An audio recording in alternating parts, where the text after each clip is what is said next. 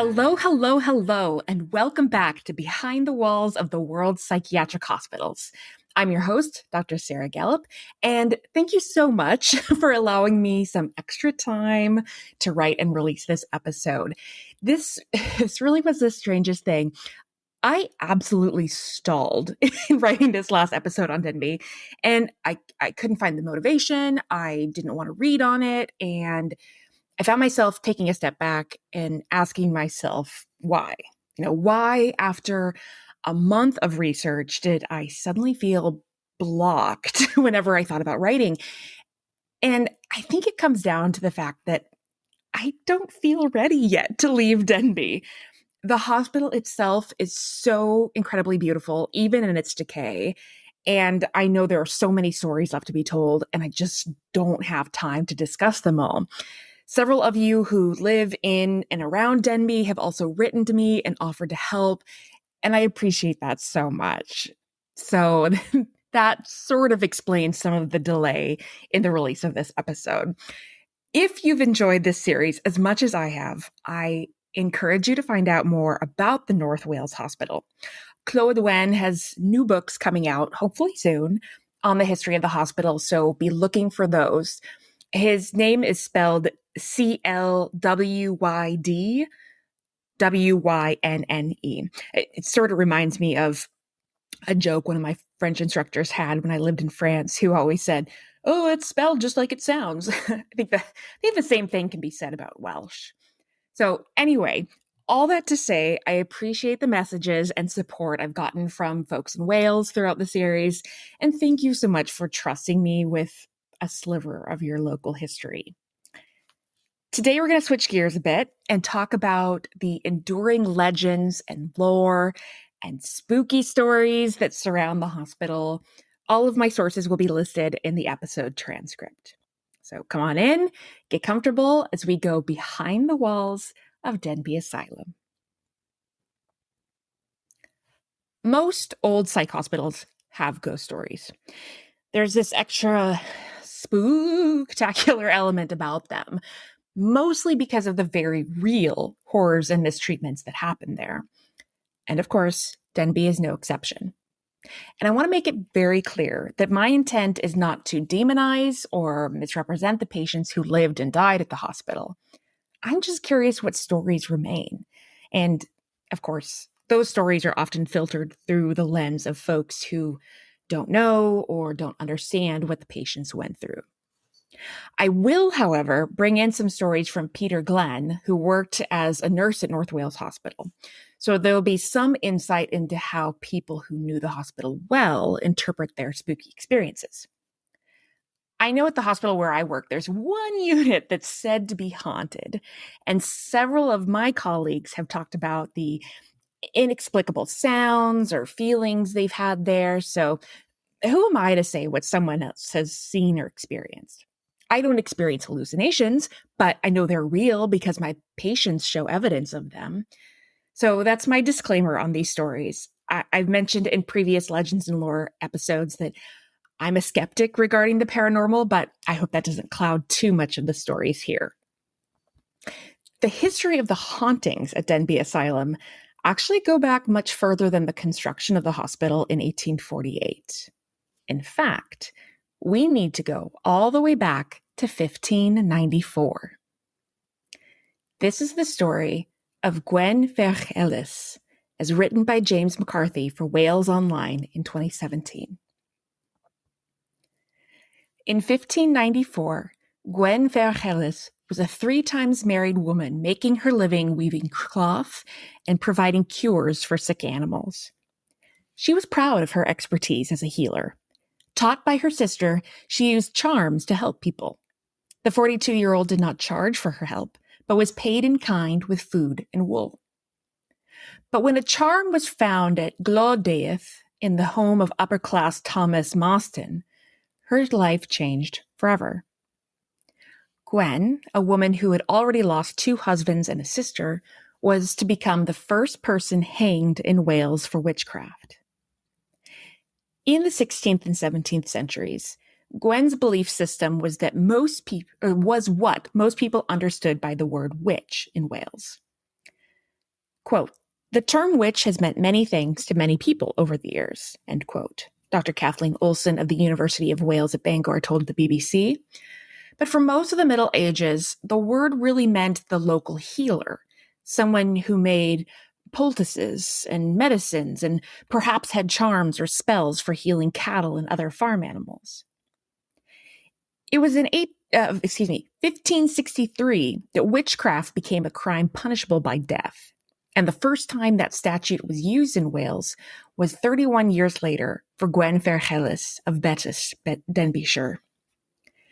She was a woman with a reputation for being a healer, but someone who could inflict harm, said Richard Sudgett, author of A History of Magic and Witchcraft in Wales. Her problem was she crossed a social boundary and got mixed up with the local gentry. Crossing that boundary sealed her fate. She was prosecuted and found guilty and executed. If she had kept to herself, she would have escaped prosecution. Gwen's offense was to leave a charm, a kind of spell, in Mostyn's home in the parlor. The charm was a kind of poem written backwards, which was deemed a sign it was intended to harm Mostyn and his family.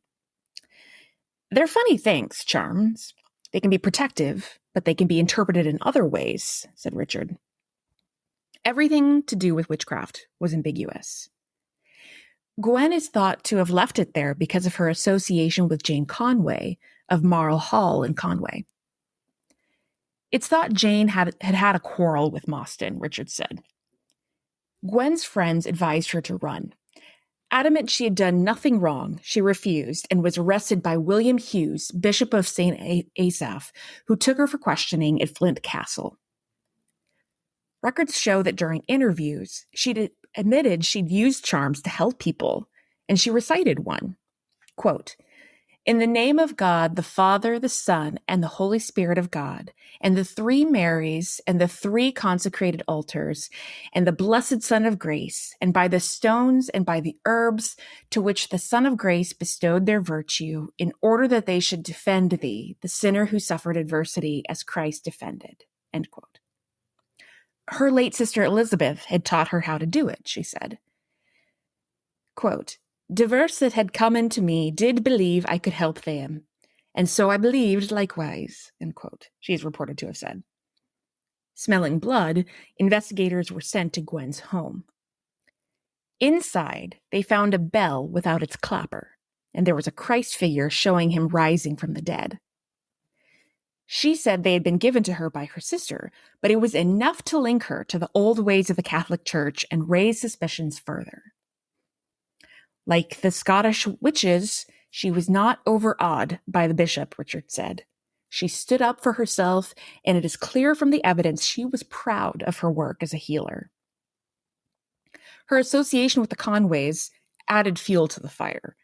The suspect admitted receiving 2 copies of St. John's Gospel from Jane Conway and to having once spent the night at Glodaeth when Thomas Mostyn was away.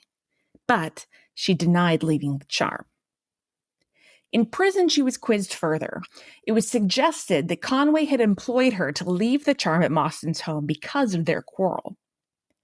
Despite insisting she was innocent, magistrates ordered witnesses to be gathered. 5 men and 2 women came forward with accusations of witchcraft for her trial in October 1594. Various people said she had harmed them, Richard said. The people gathered in one of the parish churches, and the JPs took down the evidence against her.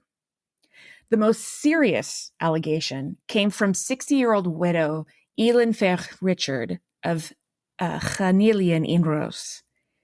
She claimed Glynn had sent her son mad and was responsible for his death. Others said Gwen was vengeful. Grutheth ap Hughes of Betws said she had made her sick brother David ap Hughes worse by charming him with salt. Bailiff William Gruffydd ap Williams of Betws accused her of putting a demon fly in his drink. He also said Llandernog, born Gwen, was responsible for a friend's broken arm and bewitching his wife. She had lost the use of her arms and legs. The people gathered in one of the parish churches, and the JPs took down the evidence against her, Richard said. She was found guilty, and at 42 years old, she was hanged. It would have been appalling, Richard said. If it went to a grand jury, they would say whether there was a case to answer. If there were a trial, it would be pretty quick and weighted against the person accused. Oddly, the discovery of the written charm Glodéith faded from the investigation. Often there was little opportunity for the accused to interrogate the witnesses, Richard said. Quite a lot of weight was given to written evidence, which was taken beforehand. If you were found guilty of witchcraft, there was no scope for leniency. Death by hanging was the penalty laid down by statute. In all, there were 5 executions for witchcraft in Wales. The craze for persecuting witches that had took hold across Europe, where 100,000 people were executed in the 16th and 17th centuries, largely missed Wales. Here, most women were released after a brief period in prison when the case against them collapsed. However, in 1622, in Caernarvonshire, Rider ap Evan, a yeoman, Lowry Vergeven, and widow Agnes Vergeven were indicted for felonious witchcraft. It was claimed that they were responsible for the death of Margaret Hughes of Randedog, and the witching of Mary Hughes of Randedog. They pleaded not guilty, but were found guilty and hanged. In 1655, on Anglesey, Margaret Richard was indicted for bewitching Glenn, a wife of Owen Meredith. It was said she fell sick and died at the end of December. The defendant pleaded not guilty, but she was found guilty and sent to her death. In Wales, the number was tiny compared to elsewhere. There were fewer than 40 cases here. Most of the cases occur in the 17th century, Richard said. 10 people are accused during the Civil War. Afterwards, it was a time of great alarm and disorder. 10 people are accused between 1655 and 1658. There were a string of prosecutions in the 1690s. The last trial was in 1694 in Cardiganshire, which resulted in an acquittal, said Richard. The courts were full up with felons of a different sort, like cattle thieves. There was not much room for the prosecution of witches. The belief system was there that there was a court system, but the whole thing never set alight. It could have been that there were witches in Wales, but prosecuting witches was a luxury. And that's the end of McCarthy's article. So just to put the geography in perspective to the best of my abilities, all of these alleged witches were found within about an hour and a half's drive from Denbigh. They were said to have been taken to Denbigh and hanged in the town square. According to lore, that's the same land the asylum was later built upon. Some say the witches cursed the land and their spirits continue to haunt the area. Ooh, or do they? In 2008, the TV show Most Haunted came to the hospital for a week-long ghost hunt. Sadly, I wasn't able to watch this because either it wasn't available outside the UK or just not available in the US. But the show stirred up plenty of local ire that I was able to read about it from several newspaper articles.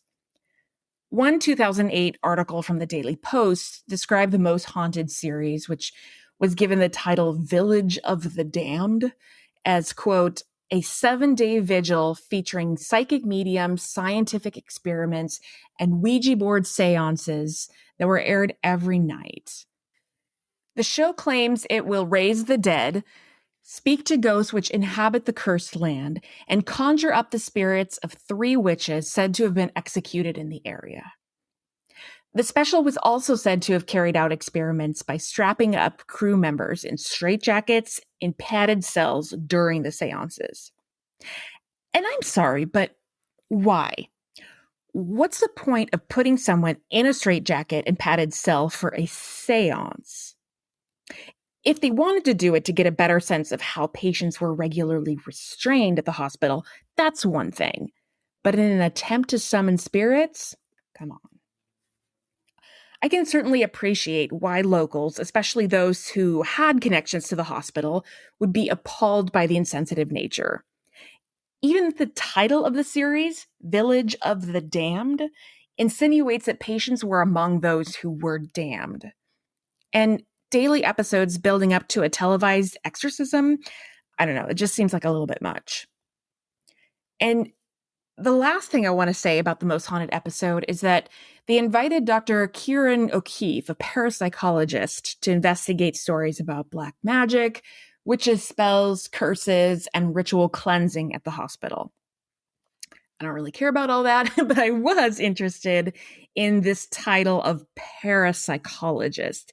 This was a new term to me. So immediately I assumed that this was somebody who claimed expertise in paranormal activities without any advanced training in psychology. So I looked into what parapsychology is and who Dr. O'Keefe is, and I'll admit I was surprised by the results. Parapsychologists are, in fact, trained psychologists. Their primary interests lie in sort of the periphery of psychology as a science. But like most research in the field, they're hoping to find evidence of how the mind responds to certain phenomena.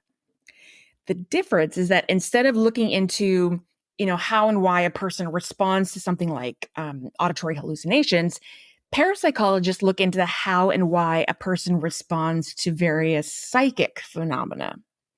So to give you some examples, these would include how and why people believe they receive premonitions about the future, whether in a vision or a dream, telepathy and communicating from mind to mind, ESP or perceptions of a sixth sense, and out-of-body experiences. So again, these ideas live on the fringe of science because they cannot be seen or heard.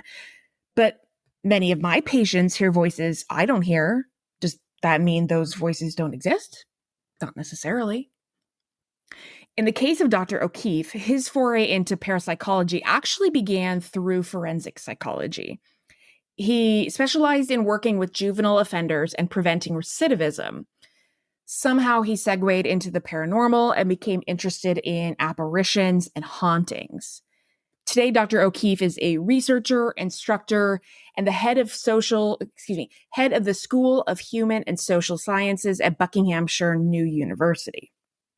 As I mentioned, he was involved in the Most Haunted series on Denbigh in 2008.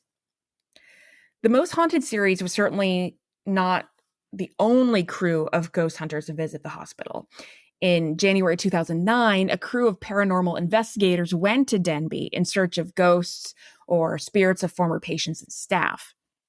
Lorraine and Wayne from the website Totally Haunted visited Denbigh twice, in January 2009 and in June 2013.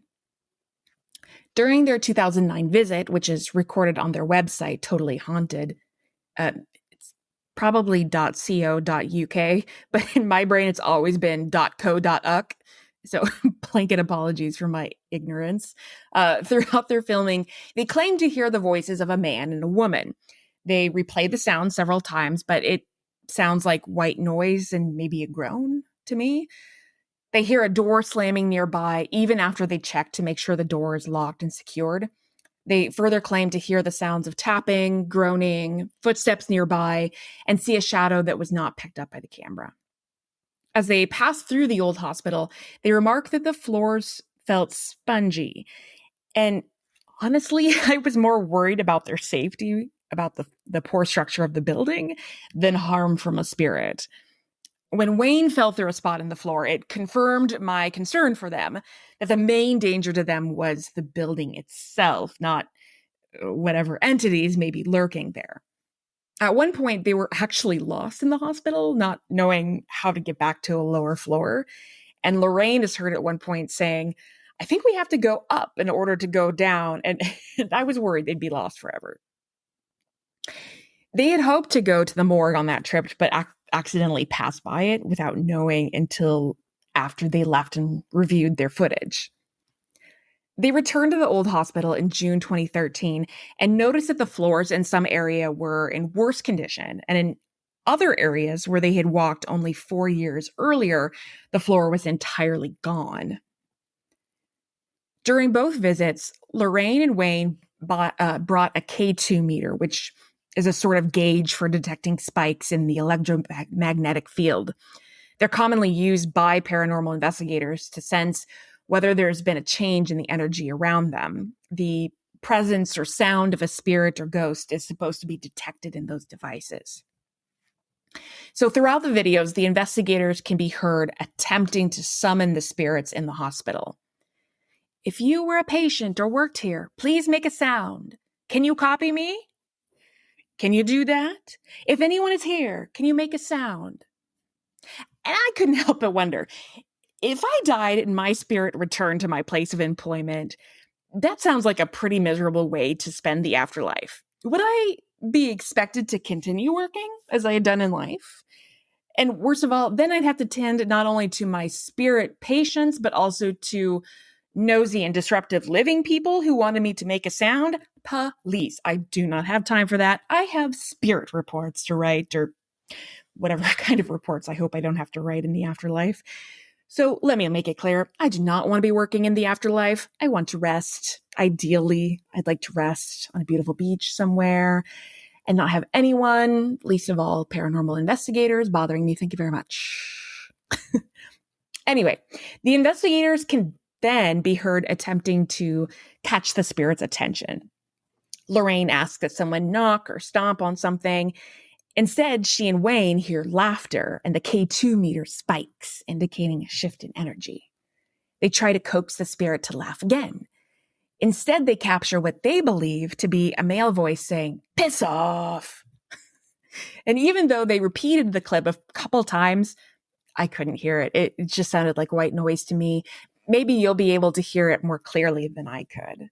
But regardless, if a spirit did, in fact, tell them to piss off, the investigators didn't get the message. They continued to call out, but no one responded. And soon they ended their investigation due to inactivity. Again, I can see myself as the wily ghost telling everyone to hush up. If we just stay quiet, they'll get bored and leave. And that's what happened. Lorraine and Wayne ended up leaving disappointed in their lack of paranormal evidence. If you go to their website, totallyhaunted.co.uk, you can decide for yourself what you think they may have heard or seen.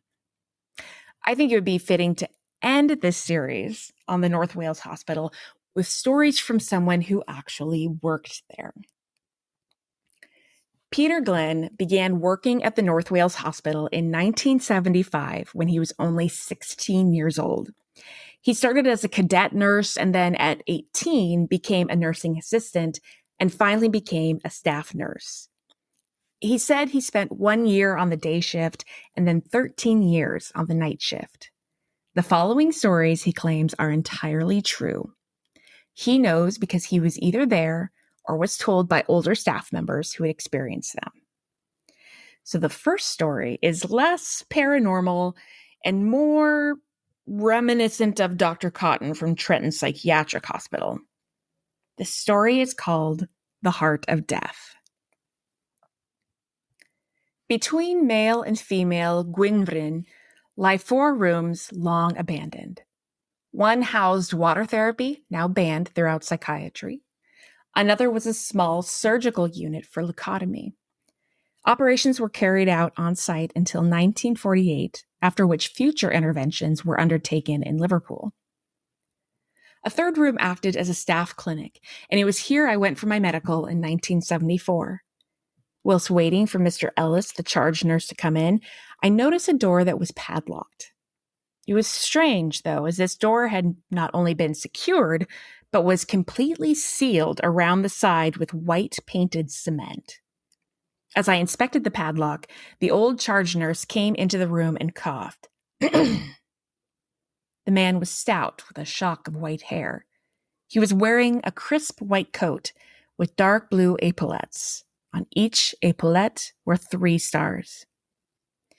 "We don't go in there," he said enigmatically. I dropped hold of the padlock and asked, "What's in there, sir?" "Nothing for you to worry about. It used to be..." His voice trailed off. He straightened himself and said, "It's known as the 4th room, psychotherapy. It's in this room where our story plays out." Dr. Frank Jones was feeling pleased with himself. It had been a very good week for the medical superintendent of the North Wales Hospital. The exhibition of the new art of psychology at the Countess Hospital in Chester had opened his eyes to new ways of attracting practitioners, therapies, and indeed funds to Denbigh. Settling down behind his desk, Dr. Frank, as he was known, began writing out a newspaper advertisement for a psychologist. For Jones, the most enjoyable part of his 2 days in Chester had been the lecture by Hermann Hayder, and further to this, the demonstrations by the Hungarians, where he seemed to be able to read and change minds in a matter of minutes. After this particular presentation, Frank had heard his fellow medics talk of mind tricks and tomfoolery, but Dr. Frank wasn't so sure. Dr. Jones paused his writing and looked at his latest prize, the Clwyd and Vale bowling singles trophy, won that very week on the green at St. Asaph. His chest filled with pride, and he could not help himself but lay down his ink pen and walk over to the cabinet and pick it up for the 5th time that day. With a sign, he drew himself back to the present. He finished his writings, signed it, addressed and sealed the envelope, and called out for his secretary, Mrs. Jones. Handing it to her, she in turn took it to the central offices, where a porter could be found, and instructed him to catch the 5 o'clock post. The mind is very strange. It can play tricks. It refuses to believe what it should believe, and it believes things it shouldn't. It can even make the body do things. Some things for good, oftentimes not so good. In 1928, an early student of psychology pulled up at the impressive gates of the North Wales Asylum in Denbigh. Back then, psychology was a new art. It was unknown and hardly practiced. It was becoming popular on the continent, but was shunned by most here in Great Britain. It had edged its way into the mainstream courtesy of a newfound belief in spiritualism after the Great War. This caused some to wonder if spirit itself could be identified and therefore treated if need be. The old Queen's surgeon, F.H.T. de Villiers, wrote that, quote, "The new science of psychology, if not carefully understood, can lead to the most dreadful of circumstances," end quote. Having trained in some of the top institutions in Europe, including Vienna, Mr. Bartholomew Ballance, MRCP, was keen to secure a position back in Britain. Bartholomew's uncle, the late D.W. Ballance, had studied with Dr. Frank Jones, the Denbigh Asylum medical superintendent, in both Cambridge and Dublin universities. Dr. Ballance was an author, historian, adventurer, and lecturer back in the 1890s, responsible for such words as Bonny Island's fruits, apple tree plantations of India, and the Damascus cave bats. He died in 1903 without issue. The inheritance of his books went to Bart, along with his enthusiasm and a small farm estate in Hertfordshire. Bartholomew had now arrived at Denbigh, hoping to secure a position at the North Wales Asylum, and presented his credentials and qualifications gained overseas to Dr. Frank. Qualifications gained beyond Dover were generally considered worthless at best and dangerous at worst. Dr. Jones took the letters of introduction, along with the paperwork presented by Mr. Ballance, and put them in a drawer where they wouldn't be disturbed. "Dear Bart, your uncle would be so proud, and I am delighted to offer you a position here. This is a modern hospital now, and we need bright young men like yourself. Welcome. See Mrs. Jones for your apartment key and whatever else you need." A quick interruption here, just to remind you that Bartholomew Ballance is a student of psychology, not yet a doctor. Dr. Frank Jones then sent a message to Mr. Morris Hughes in water therapy on the Gwynfryn site, asking that he make space for a small clinic that Bart Ballance could work from.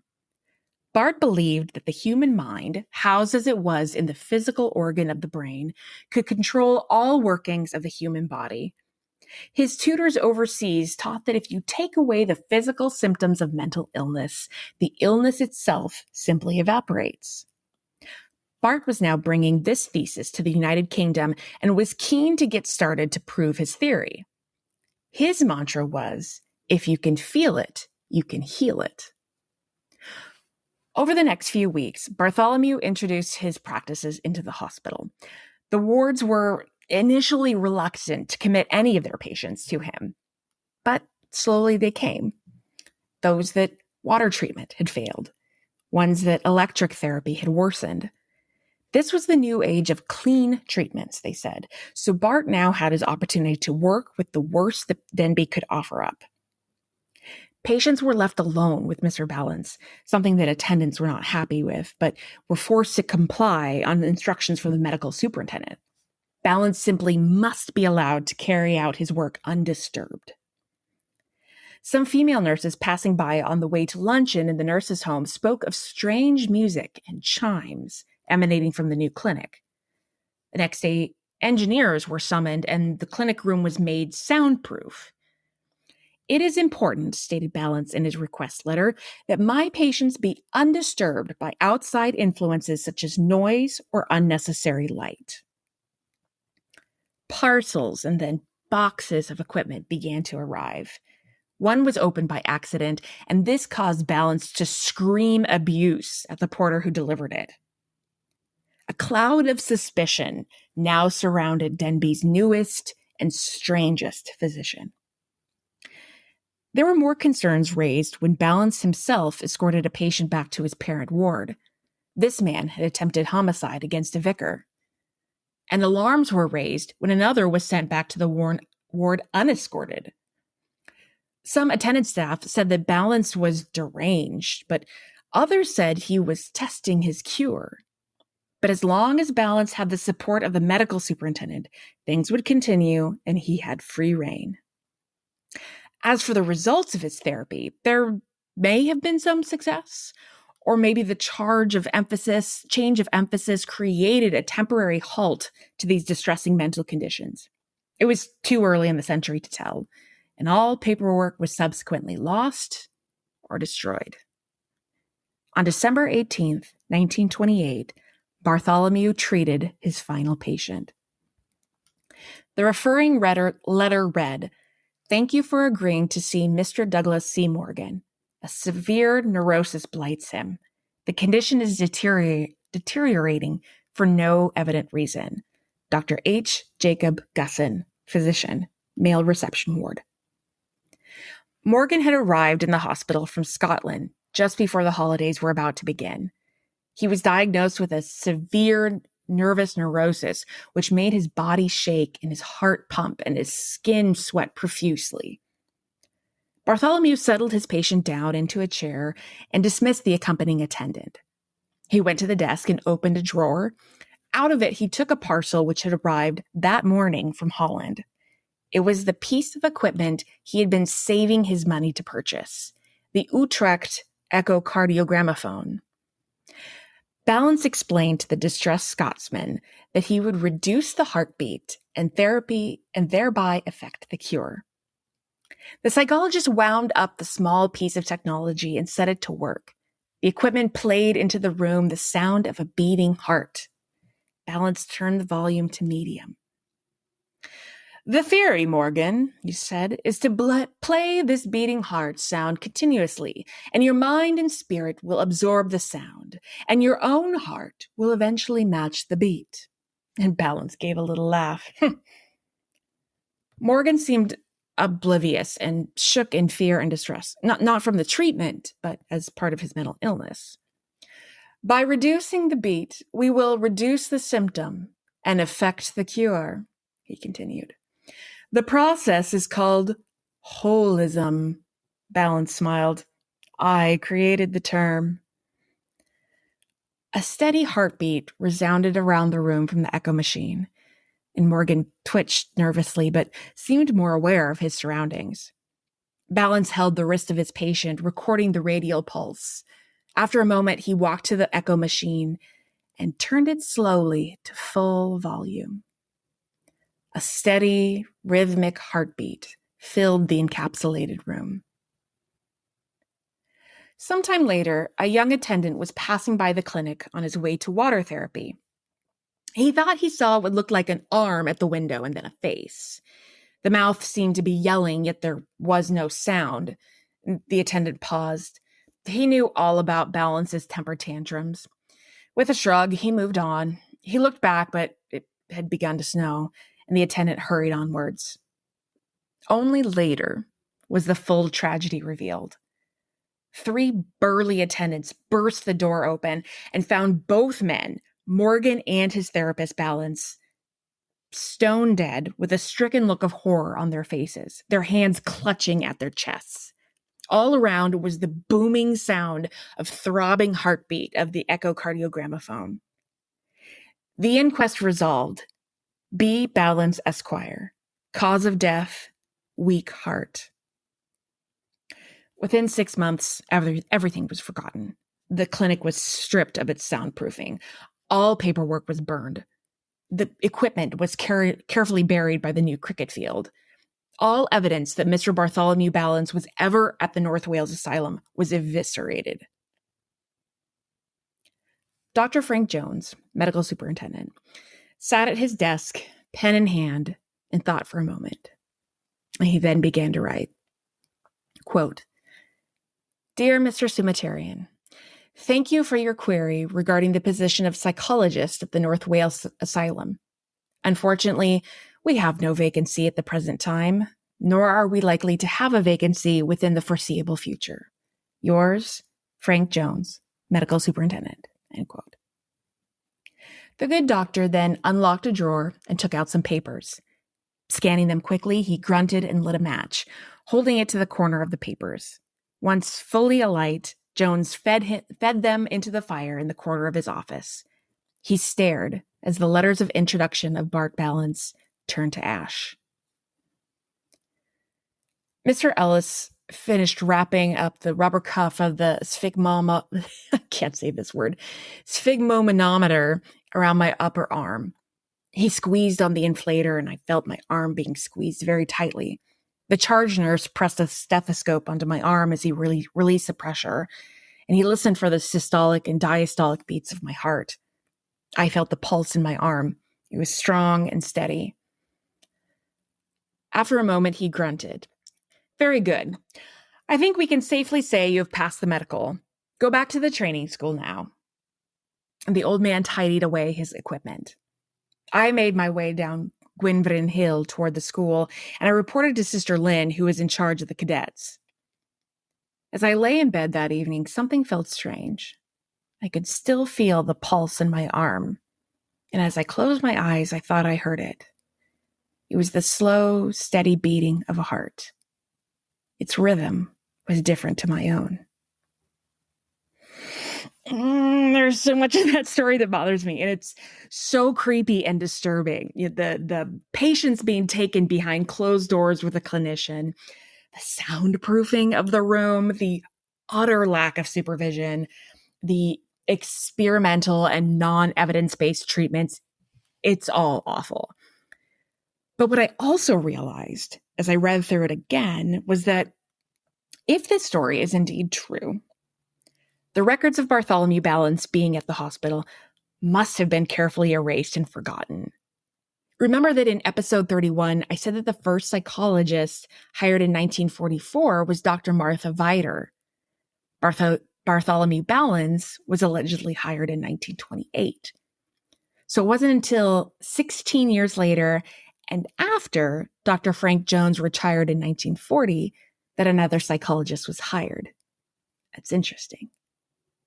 What I do appreciate about this story is that there did seem to be many people who recognized the abuses of power that were occurring and attempted to intervene. But if people in places of power and privilege aren't reacting, it's very difficult to affect any sort of change. The next story is a mystery. I would love to know what you think about this one. This story is called Footprints to Nowhere. If there are to be ghosts anywhere, you would expect them to be in old asylums and mental hospitals. In 1983, I had a very strange experience, which I will relate now. It's a night duty story. I had been on nights a couple of years and had become part of the furniture, so to speak. I found myself on the rounds as part of the nursing office backup team responsible for overseeing that the wards ran smoothly during the dark hours. I was responsible for relieving staff for breaks and responding to any and all emergencies that cropped up during the night. It was a winter's night, and I hear the bell of the clock chime 2:00. I had been helping to admit a patient onto the Trevan ward and was now taking some paperwork to the porter's lodge, the switchboard. A nursing officer, Mike Maloney, was there talking to the telephonist, Moore. It had been snowing during the evening, and it was one of those nights where there was not a breath of wind. Mike and I went outside onto the front step for a smoke and enjoyed the complete blanket of silence along with the perfect carpet of snow.